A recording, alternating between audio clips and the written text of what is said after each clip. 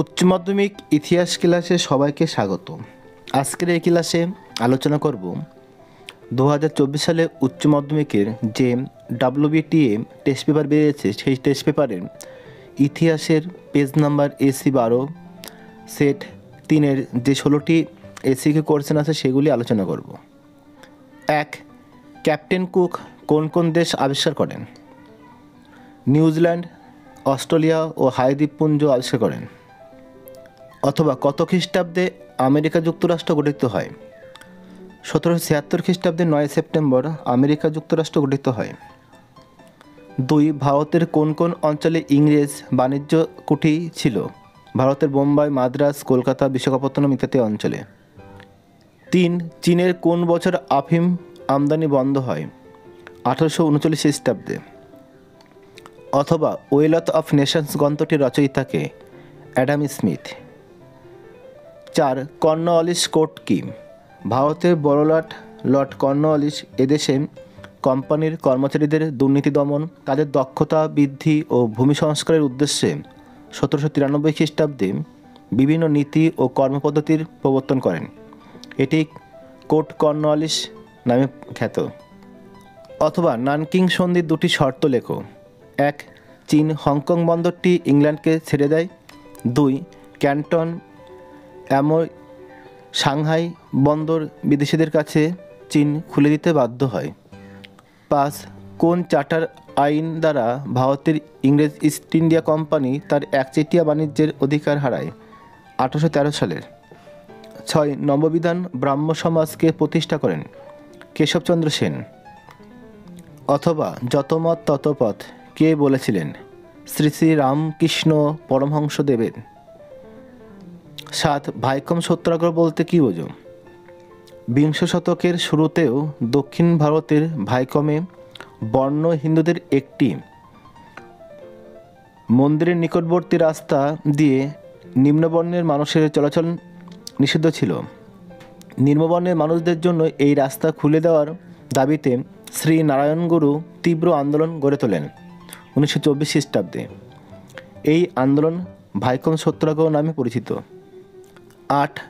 চীনে কোন বছর মে 4th আন্দোলন শুরু হয়েছিল? 1919 খ্রিস্টাব্দের 4ই মে চীনে মে 4th মুভমেন্ট বা 4ই মে আন্দোলন শুরু হয়েছিল।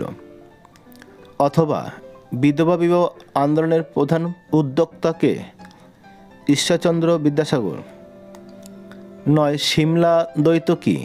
মুসলিম নেতা আগা খান নেতৃত্বে 35 জন ধনী অভিজাত মুসলিমের একটি প্রতিনিধি দল 1906 খ্রিস্টাব্দের 1 অক্টোবর সিমলায় বড়লাট লর্ড মিন্টোর সঙ্গে দেখা করেন এবং মুসলিম সম্প্রদায়ের স্বার্থ রক্ষার দাবি জানিয়ে একটি স্মারকলিপি জমা দেন। এটি সিমলা দ্বৈত নামে পরিচিত। 10. পুনা চুক্তি কত খ্রিস্টাব্দে স্বাক্ষরিত হয়? 1932 খ্রিস্টাব্দে গান্ধীজি ও B.R. আম্বেদকরের মধ্যে। অথবা 20 শতকে বাংলায় কবে মন্বন্তর হয়েছিল? দ্বিতীয় বিশ্বযুদ্ধের প্রেক্ষাপটে 1943 খ্রিস্টাব্দে বাংলায় মন্বন্তর হয়েছিল। এই মন্বন্তর 50-এর মন্বন্তর নামে ইতিহাসে পরিচিত। 11. লিল-নিগ্রো প্রস্তাব বা আগস্ট প্রস্তাব কবে ঘোষিত হয়? 1940 সালের 8ই আগস্ট। 12. কার নেতৃত্বে ঝাঁসি রেজিমেন্ট গঠিত হয়? শ্রীমতী লক্ষ্মী স্বামীনাথনের নেতৃত্বে ঝাঁসি রেজিমেন্ট গঠিত হয়। অথবা কোন জাহাজে নৌবিদ্রোহ শুরু হয়? বোম্বাইয়ের তলোয়ার নামক জাহাজে প্রথম নৌবিদ্রোহ শুরু হয়। 13. নাসের কেন সুয়েজ খাল জাতীয়করণ করেন? কারণ সুয়েজ খাল থেকে প্রাপ্ত অর্থ দিয়েই আসওয়ানবাঁধ নির্মাণ করবেন।